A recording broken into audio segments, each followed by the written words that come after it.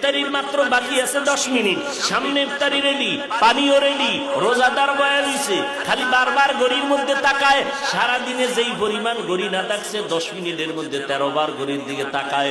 মুয়াজ্জিন মরলো, এখনো কেন আজান দেয় না, মাইকে কেন আওয়াজ দেয় না? ঠিক নেই, মাথা গরম, এখনো টাইম হয় নাই।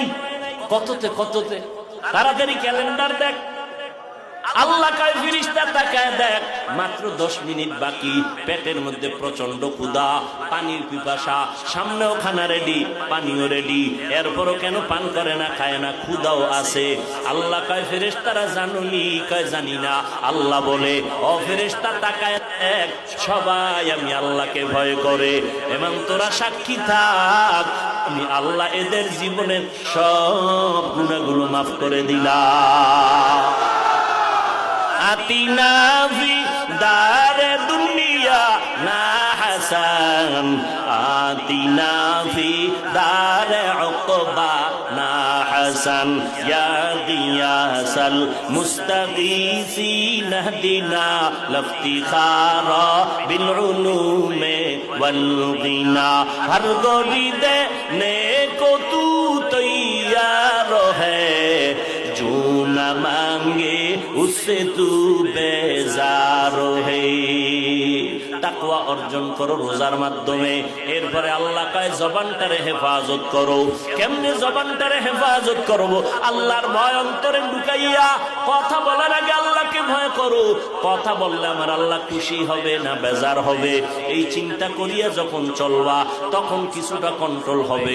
আর একটা কাজ হলো জিহ্বার দ্বারা কিছু কিছু মৌলিক গুনার কথা বন্ধ করো, কিছু মৌলিক নেক আমল চালু করো। তাহলে একটা পাত্রের মধ্যে কিছু থাকলে অন্যটা রাখা যাবে না, খালি পাত্রের মধ্যে অন্য কিছু ঢুকতে পারে।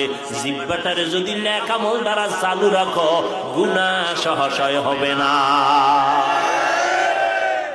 জিহ্বাটারে নেক আমল দিয়া চালু রাখো, গুনাহ কম হবে।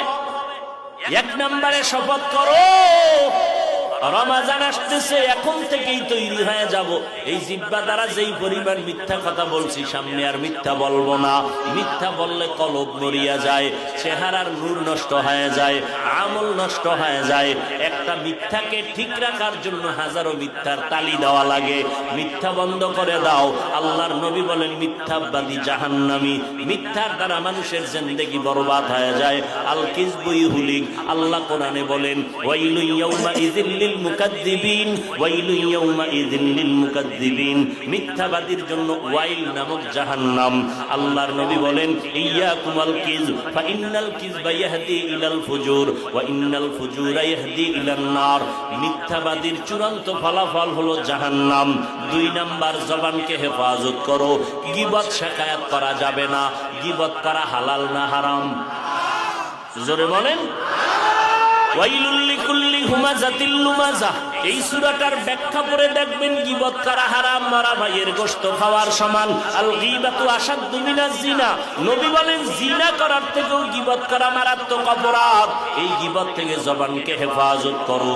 তবে এই সূরার ব্যাখ্যা পড়লে দেখবেন 4 কারণে গীবত করা ওয়াজিব, না করলে গুনাহ হবে।